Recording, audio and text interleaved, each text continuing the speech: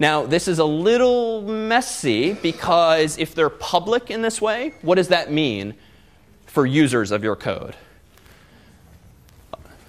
If this is analogous to Java, if that's your background for OOP, this means that if I have an object like C gets new course, and I do 7295, comma, mobile, dot, dot, dot. So this gives me an object C.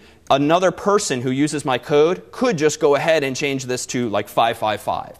And so this breaks this abstraction between having objects that encapsulate or hide data by exposing those same fields in a mutable way so that anyone can just change that field now. Even you might accidentally now change that field, an assignment operator in the wrong place. So this kind of violates the idea of data encapsulation or data hiding.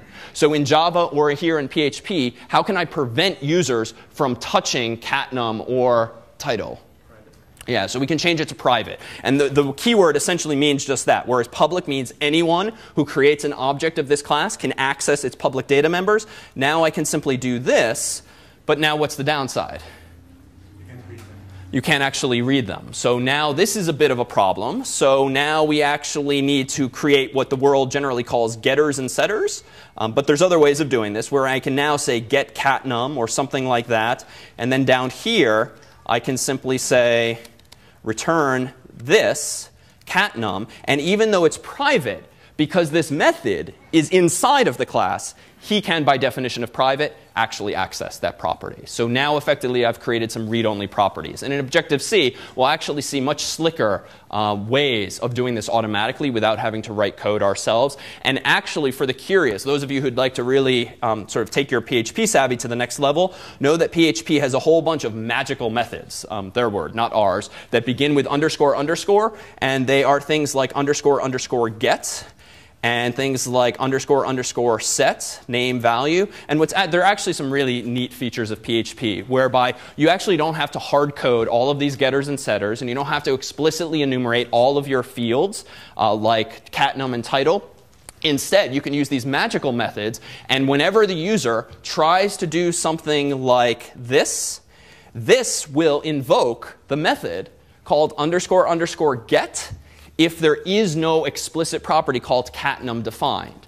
So then you don't effectively have to write all of these getters and setters, which is like a nasty sort of paradigm in the Java world where you litter your class with all of these damn getters and setters for every damn field inside of a class. You can clean that up in PHP in this one way by using these automagical methods that can do anything you want if you implement them yourself. So for more on that, just read up on get and set and magical methods more generally in PHP, but you can do some nice things. But for now, the takeaway is here we have a class. We've been making multiple instances thereof, at least if we're not using the singleton model. And we can now control how data is stored or encapsulated inside of it. So a quick overview of just a couple of other approaches. So there's this thing called the factory method. You might have used this a lot in Java if you're using some method to actually create objects instead of calling new. And I'm going to wave my hands at that for now, but we'll likely see that again before long. There's this principle, too, of lazy loading. What does it mean to lazy load something in the context of objects and classes and maybe even databases? Yeah? It's like, let's say you take them a course and you bring it up, and you know that when you access the course, you're also going to access the professor and all that stuff. It's basically preemptively loading associated objects that come with basically the main thing. So it's like a preemptive join, so you have to do that all at once. OK, good. So it's lazy loading wouldn't so much be a preemptive join, but rather a lazy join, right? Doing it later when you actually want the data.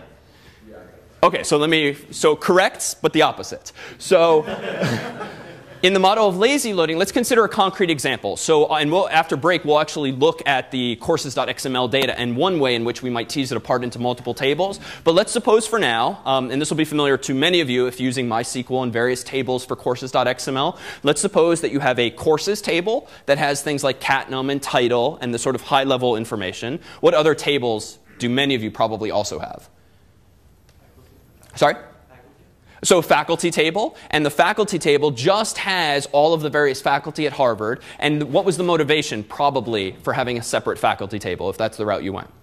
Because single course can have multiple instructors. OK, single course can have multiple instructors, and An instructor can teach multiple Exactly. An instructor could teach 2 courses, right? So I teach CS50, I teach CS164. It'd be kind of stupid to have David.J.Malan and his email address and his unique ID in 2 places in your database if you could just factor that out and just put me in 1 place. And that goes for many other people as well. And what other tables might you have?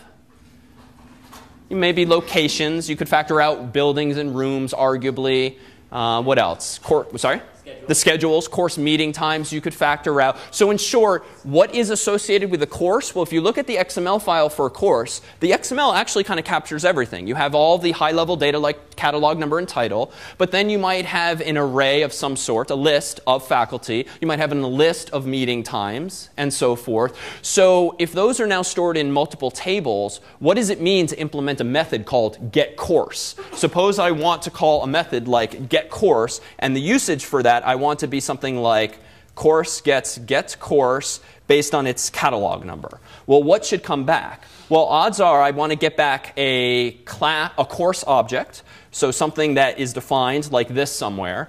But then if I want to get that course's instructors, what's the implication? Well, this method getCourse had better do a select on my courses table, but also a select on my faculty table. But then if I also want to know the meeting times, I then have to do a third select on a third table, which now might be rubbing you the wrong way because, my God, now why didn't I just put everything in one huge table so I don't have to triple the number of SQL queries I make? Now, of course, we saw last week that you can join and you can do multiple selects to actually get back this data. But lazy loading is all about, let's just avoid that issue. Let's not waste time up front issuing 3 separate SQL queries because you know what? Statistically, this guy who's using this API, he rarely even asks for the instructors. He rarely asks for the course meeting times. He's just looking for the actual raw courses. So lazy loading is a principle that says we'll only select the data at the very last possible minute. So what would that mean? Well, that would mean in the course class, you might actually have a method, so public function getInstructors, and this is implemented somehow. And you might also have public function getMeetingTimes or something to that effect. And you know what's inside of these curly braces? Somewhere in there is the select from instructors table.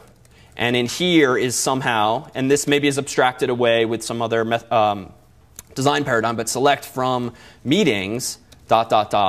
and so forth. So you can implement this idea of lazy loading by just only issuing the SQL queries, in this case, on demand, when you actually ask for that data. OK. So you wouldn't have to write these methods? Wouldn't have to. Why? No, sorry. So you're saying the whole concept of lazy loading is that you do have to You do. write these? So this class called course that I just whipped up in pseudocode adheres to this principle of lazy loading because the only thing that I actually load initially is the high-level stuff like course catalog number and the title and so forth. So let's actually just be more clear, and we'll see this again after the break with actual compilable code. If I also have now a class called courses, this could be called a model. So this is kind of what you're used to with CodeIgniter, but this adheres to what we'll call the data access object paradigm. In this class, I'm going to have public function getCourses, or rather getCourse, based on catnum. And what I'm going to do here is something like select from courses where catnum equals catnum, and then I'm going to return that row, let's say. But I'm going to return that row not as an associative array, as we used to in CS50 and with the MySQL fetch assoc methods and the functions and the like. Rather, this query, albeit in pseudocode, is going to instead create the equivalent of C gets new course, then in pseudocode, put fields from SQL query in C object, and then I'm going to do this. So again, we'll see real code in a bit. But for now, the pseudocode captures the idea of, one, the DAO model, where it's really just helper methods, all somehow related to the correspondingly named table, courses in this case. But when you actually return a course, if you now want to adhere to this principle of lazy loading, well, a course itself can do, on demand, its own queries to get additional information. What's the alternative? Well, the alternative would be, before you do this, you could do select star from instructors where catnum equals and so forth. And then, in pseudocode, put those fields inside C2 then return C. So this is not lazy loading. This is actually loading everything preemptively. If we continue on this path, returning a much bigger object, which is arguably useful for what reason? Why might you want to not lazily load and instead just grab everything up front? Yeah? So caching. So one, yes, you have to issue 3 queries, but we can introduce this idea of caching, which we'll revisit in our scalability lecture, where caching, frankly, solves a lot of the world's problems, right? If you're doing something a lot, cache the answer so that, yeah, it's expensive the first time, but if you amortize that cost over the next 10 or 100 or 1,000 queries, maybe we can avoid talking to the database at all. So in short, very useful